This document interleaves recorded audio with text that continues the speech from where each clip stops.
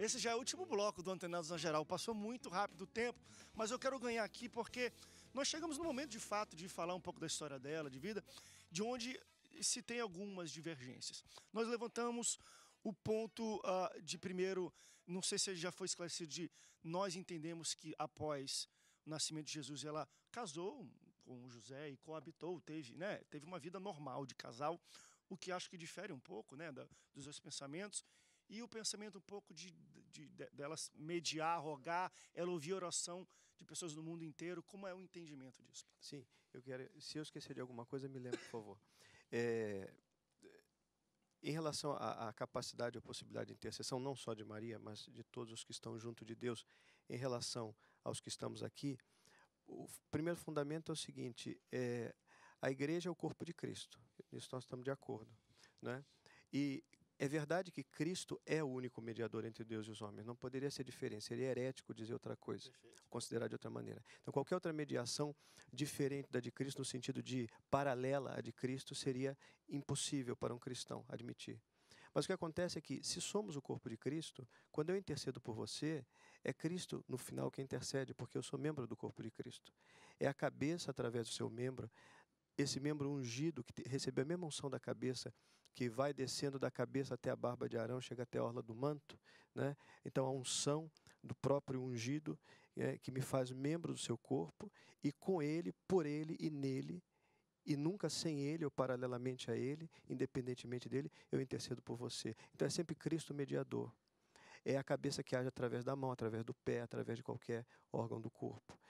Esse é o fundamento. Agora, como é possível que ela então ouça e que os outros bem-aventurados no céu junto de Deus ouçam, como Moisés vai ouvir a oração, né, de alguém que se lhe dirija, por exemplo, para que rogue a Deus? Aqueles que estão diante de Deus estão no face a face com Deus, estão mergulhados em Deus. Eles veem a Deus, eles estão totalmente imersos em Deus. Então agora, na luz de Deus, eles veem tudo o que Deus vê. Eles sabem o que Deus lhes comunica, o que Deus lhes faz saber, lhes deixa saber, né?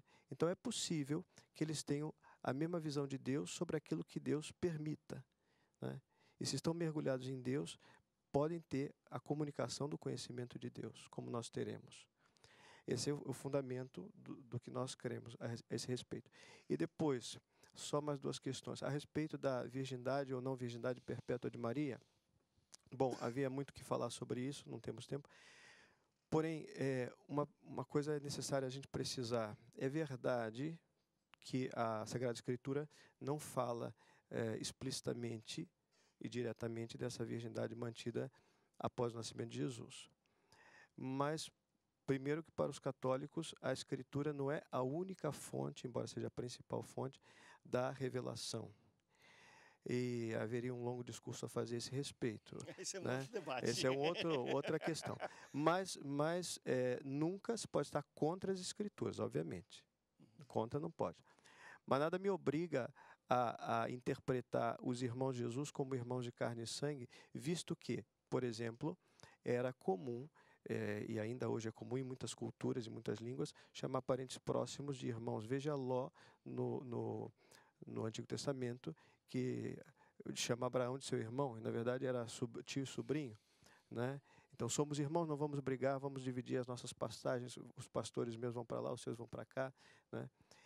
Embora o Novo Testamento tenha sido escrito em grego, antes que alguém objete, língua na qual existe distinção entre irmão Primos e primo, irmãos. tio, exatamente, né?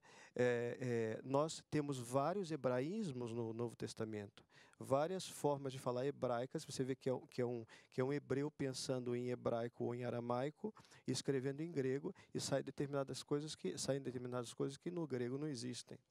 Então, há muitos aramaísmos e hebraísmos, poderia ser mais um. Quer dizer, nada me obriga na Escritura a admitir que ela terá tido outros filhos. Outra consideração sobre isso é que aos pés da cruz estava João e estavam as outras mulheres, e João não consta, João, filho de Zebedeu, irmão de Tiago, não consta dentre os assim chamados irmãos de Jesus.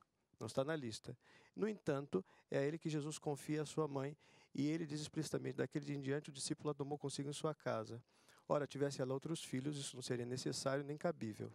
né? Então, são questões importantes. E mais uma outra, psicológica, que quando um homem temente a Deus, sabe que a sua mulher foi tocada por Deus no mais íntimo do seu ser, né? No seu útero, no seu ventre, na sua feminilidade, na sua mais profunda intimidade, Deus tomou posse dela, e o que foi gerado nela é fruto do Altíssimo. Esse homem conhece o texto de Êxodo, segundo o qual Moisés teve que dizer ao povo que não se aproximasse da montanha e traçasse um espaço imenso como uma linha amarela do metrô, ninguém ultrapasse, homem ou animal será apedrejado, porque o Senhor vai descer sobre o monte. Padre, mas deixa eu tirar Como uma tocaria essa questão. mulher? Olha só, mas interessante. Quando o Senhor, Deus não quis que José não abandonasse Maria e que não tocasse, o próprio Senhor enviou uma revelação. E só que depois dali não houve outra revelação.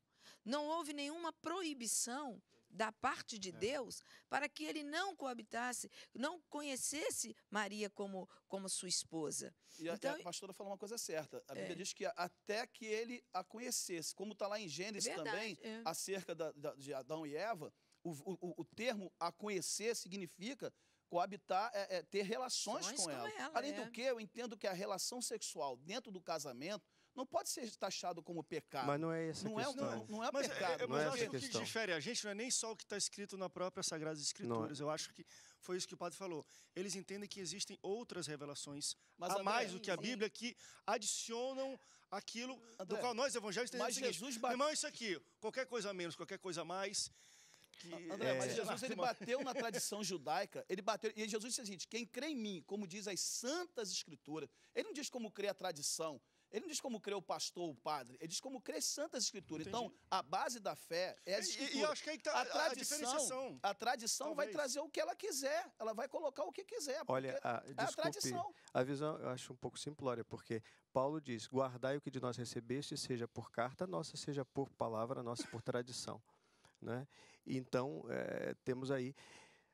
Depois Jesus fala: assentaram-se na cadeira de Moisés, ouviu o que dizem, não façais o que fazem. Então, há outros textos que contrastam. Mas deixa eu levantar duas coisas, que eu acho que isso aí, até o pessoal de casa já entende que são as divergências. Só 2 pontos para a gente até terminar, para ter um fechamento. Primeiro, que é só para deixar talvez uma coisa clara, e talvez os evangélicos, nós evangélicos, temos dificuldade com isso, que acho que são 2 coisas. Primeiro, a questão da petição, não apenas por ser mãe ou não, eu vou botar isso até de lado. Está falando para alguém que está morto. Nós entendemos que ela morreu, embora, você próprio falou, existem lideranças na Igreja Católica que acreditam da morte e outros que não. A glorificação corpórea é admitida como um fato, mas a morte ou não antes disso é discutida. Então, que acho que para a gente já é talvez tenha uma dificuldade, e é uma outra que é até interessante e plausível, eu acho, entre nós evangélicos de pensamento, que é a seguinte: Maria foi pecadora. Não, na concepção católica não. Não sei, porque tem um momento que eu falo: Jesus, meu Salvador.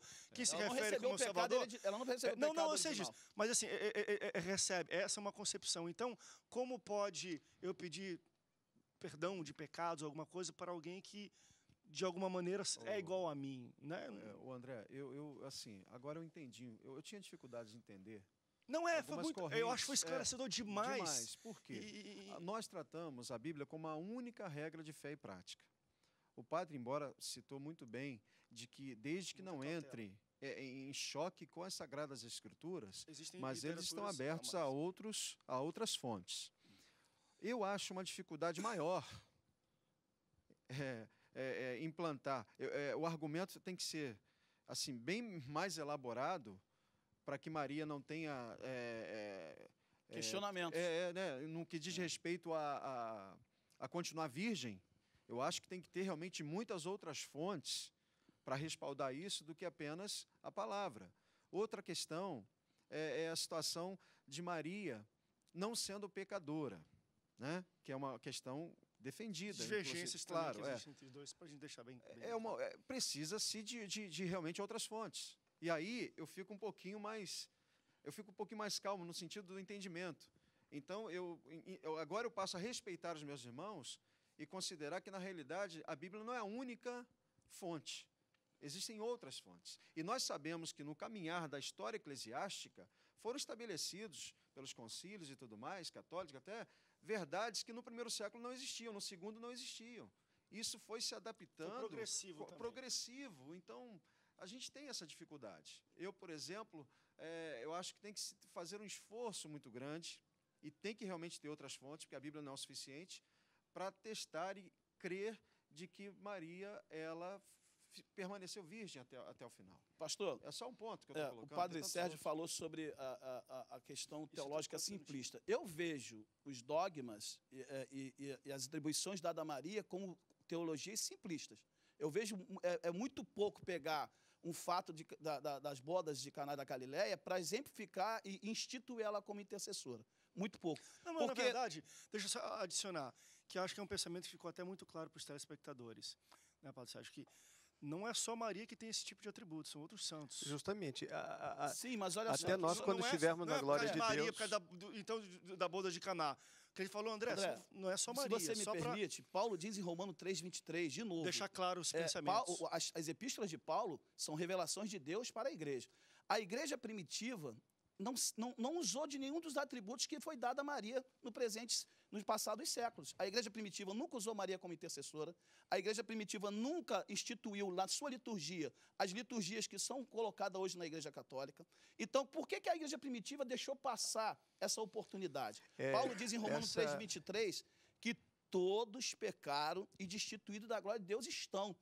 E a Bíblia também deixa bem claro que aquele que não tinha pecado se fez pecado por nós. E esse se chama Jesus Cristo. Mas a Bíblia não dá a Maria atributos da chamada Imaculada Conceição. Por quê? Porque quando seus pais tiveram relações sexuais, ela foi concebida e ela recebeu o pecado original, biblicamente falando. Na tradição, não. A tradição vai contradizer isso. Deixa eu ver, mas como eu falei, a Bíblia... terminar, tem 2 minutinhos. A Bíblia é a regra de ela já muito bem colocada. Ela já traz isso na sua geração. Se fizesse um exame genético... E mais uma vez... O salmista falou, em pecado fui formado. É que a gente tem pouco tempo, eu tenho que cortar algumas coisas aqui, ouviu, pai?